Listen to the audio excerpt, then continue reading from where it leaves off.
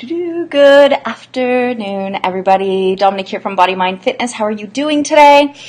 I was going to come on here and talk about something completely different, and then something crossed my path today. So this morning I was tagged by a friend on a post involving a new device that helps to strengthen and release your pelvic floor.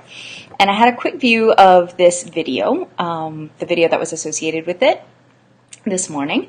I didn't want to put the sound on because my kids were sleeping. Turns out there was no talking in it anyways when I watched it later, but my first thought was, what?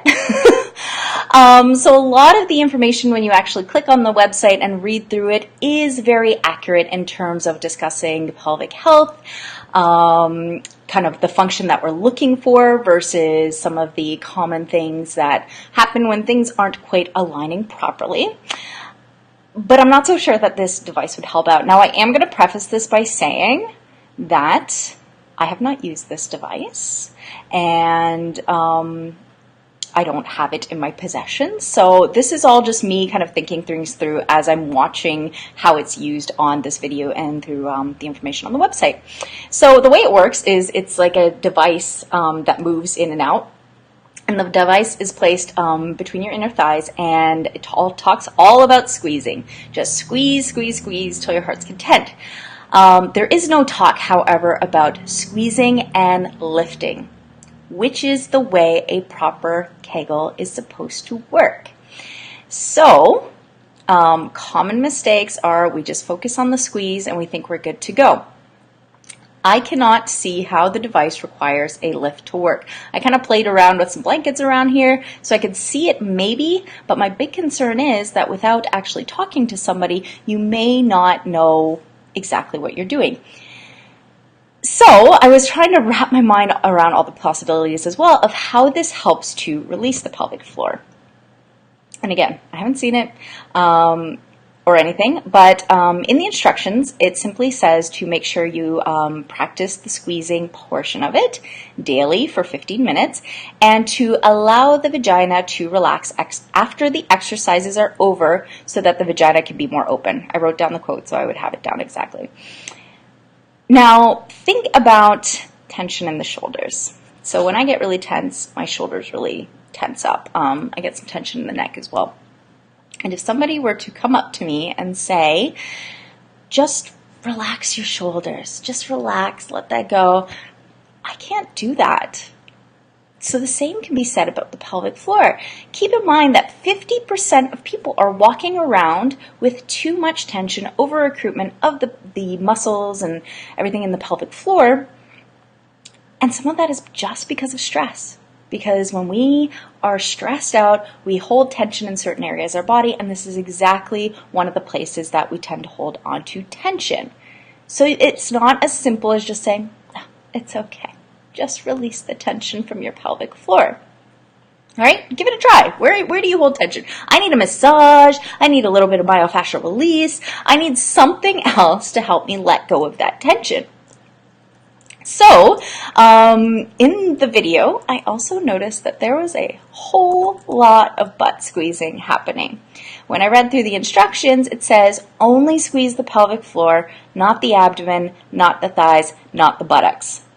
And squeezing the buttocks is another common mistake that happens when we are trying to perform a Kegel. Happens all the time.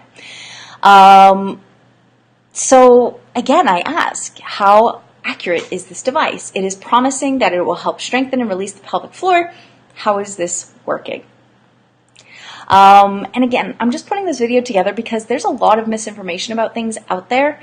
And again, you see all these endorsements on the website and you think totally cool. Like I'm feeling incontinent. Sex is not enjoyable. I'm having pain when I'm urinating. This is going to be what fixes it because it's being endorsed by all of these different places. I'm not saying it can't happen. I haven't tried it. I'm going to say that over and over again, but I can't see it, and I definitely wouldn't attempt it by yourself without kind of getting further guidance from somebody who is trained in that way. The other thing that caught my eye, and I think this was the big thing for me at the beginning, was there was one comment specifically that said, "Now I've seen it all." And when I think about it in the aftermath, I do wonder where this comment comes from. what is going through their mind, what is their particular story. Again, I don't know it, it's a random comment on Facebook. But the first thing that crossed my mind is, oh my goodness, here's another person that thinks that they just have to live with whatever symptom they're having. That there's still this idea floating around that because of our gender, because of our age, because we had children, this is just our life now. You're going to pee your pants. We're going to slap a Band-Aid on it, call it a panty liner, and that's going to be the end of the day. You're not going to jump on trampolines anymore, no matter how much fun it is, because you might pee your pants. People who even talk about, oh, I can't laugh too hard. I can't laugh too hard, I might pee my pants. Like, these are all things that can be corrected, that things that you can go back and do. I'm a trampoline jumper, not avidly because we don't have access to one every day, but just a couple weekends ago, pardon me, I was jumping on a trampoline and I had no symptoms at all. In the past, that would have sent me straight into a brand new pair of jeans. Truth of the matter. So, all I'm trying to say is there are options. And I know how to properly cue a Kegel. But truth be told, the only way that you can really know for sure if you are executing that movement properly is to go see a pelvic floor physiotherapist. They do an internal exam. They get the feedback right then and there. It is an internal exam, so they will stick gloved fingers into your vagina, ask you to do your version of a Kegel. What they should be feeling is both a squeeze and a lift. And if something isn't going accurately the way that they expect it to go, then they're going to say, okay, try it this way. And they'll give you various cues in the moment so you can start to feel how it is supposed to feel, and hopefully you can go home and recreate that feeling once you're just practicing whatever you do. And that's all to say if you even need to do Kegels, because there's a whole bunch of people out there. Again, 50% of people are holding too much tension, and they don't need Kegels. So, and then on top of all that, everyone is different, and every individual requires very specific exercises, movements. Some need to focus a little bit more on breath. Some need to focus a little bit more on alignment, specific to their needs to help allow proper function to happen in the pelvic floor. And the only way that you can do that is to talk to somebody who's certified. So go see your local pelvic floor physiotherapist. Book a free goal and mobility session with myself. This is what I specialize in. I have helped women who have hysterectomies who've never had children. I have helped postnatal women. I have helped women whose children are having children and they want to go around and play with their grandkids. I have helped countless women find ways to help manage the symptoms of pelvic floor dysfunction to the point where they are either reduced or eliminated. Fact. And right now, I am only taking one person. One person currently right now at this time for regular personal training with me. I also provide program creating sessions as well, so I have a couple of those available, but they're kind of here and there depending on how often you want to get in. This involves usually doing a handful of sessions to create a program for you that then you can take home and do with you. So I only have 2 of those. I'm going to say 2.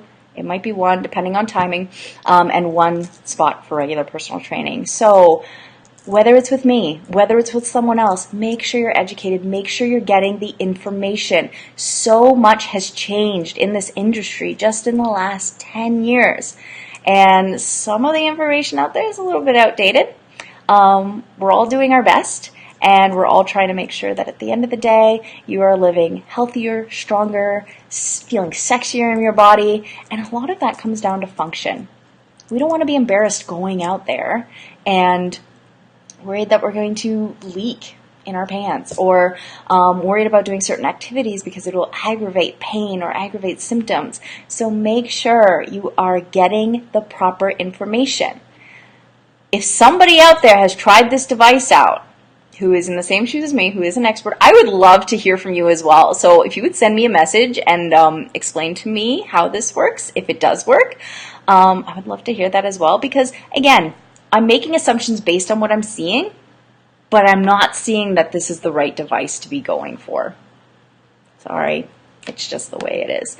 So if you've got any questions, comments, definitely send them my way. And if you want to book that free goal and mobility assessment and see if personal training is for you and what I can do to help you, again, 1 spot, that's it.